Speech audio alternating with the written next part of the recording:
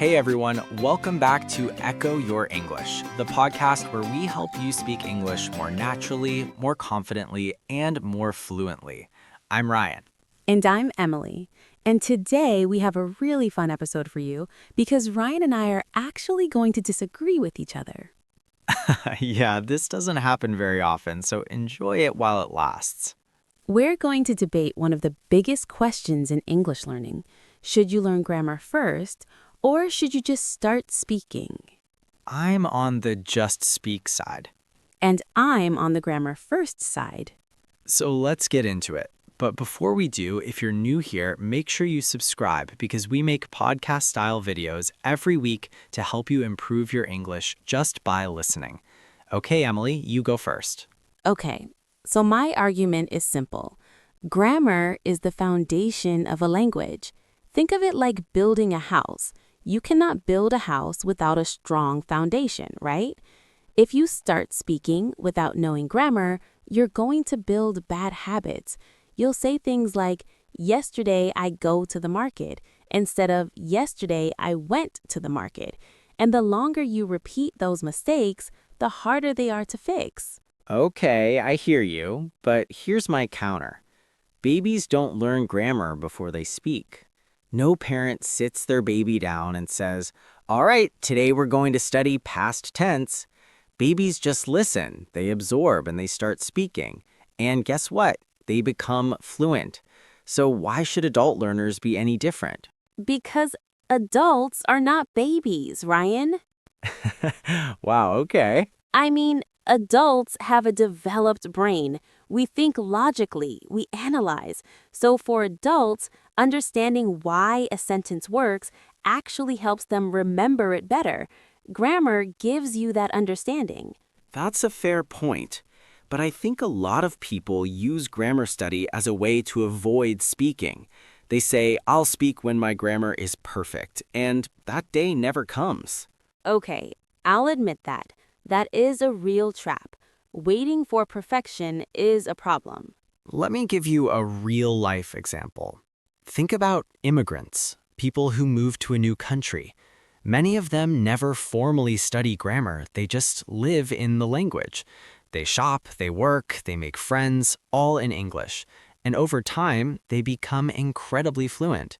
Their grammar might not be perfect, but they communicate, and that's the whole point of language. Yes, but they're surrounded by English 24 hours a day. They're getting massive amounts of input constantly.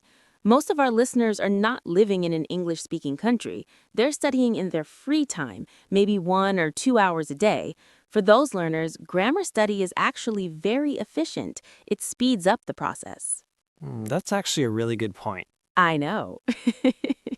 But I still think even for those learners, speaking practice should come early, not after you've finished studying grammar. You learn grammar while you speak, not before. Okay, so we might actually be getting closer to agreeing here.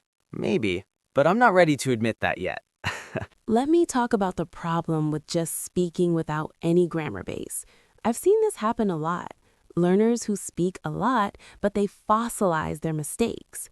Fossilize means the mistakes become permanent. They're so used to saying something the wrong way that even after someone corrects them, they go right back to the wrong version.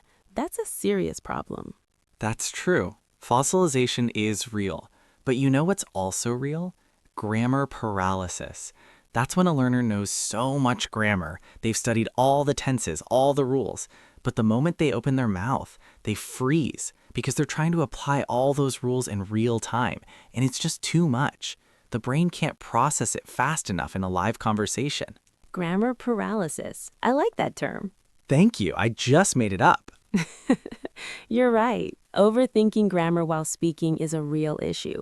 Fluency comes from automaticity, meaning the language has to become automatic. You can't be fluent if you're always stopping to think about rules. Exactly. And the only way to make language automatic is to use it, to speak, to practice, to make mistakes and learn from them in real time.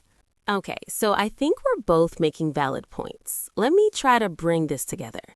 I think the real answer is it's not grammar first or just speak. It's about balance. Yeah, I think I agree with that. Like, you don't need to study every grammar rule before you open your mouth, but having a basic grammar foundation is helpful. Right. Learn the basics, present tense, past tense, how to ask questions, and then start speaking. Don't wait until your grammar is perfect. And while you're speaking, keep learning grammar and context. Like, if you make a mistake, look it up, figure out the rule. That way, grammar study is connected to your real speaking experience. Exactly. Grammar that you learn in context sticks much better than grammar you memorize from a textbook in isolation.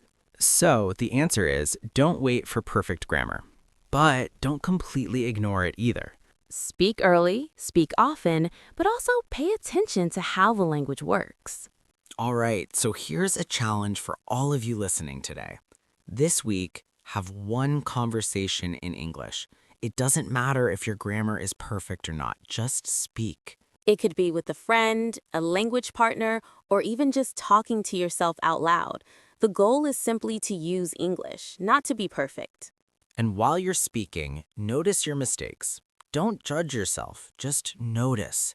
Then afterward, look up the grammar rule and understand why the correct version works. That combination, speaking plus reflection, is really powerful. All right, that's it for today's episode of Echo Your English. This was such a fun one. It really was. And hey, let us know in the comments, which side are you on? Team Grammar or Team Just Speak? We'd love to hear your thoughts. And if you enjoyed this episode, please like the video and share it with someone who's learning English right now. It really helps the channel grow.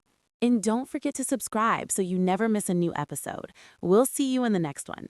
Take care, everyone, and keep echoing your English. Bye.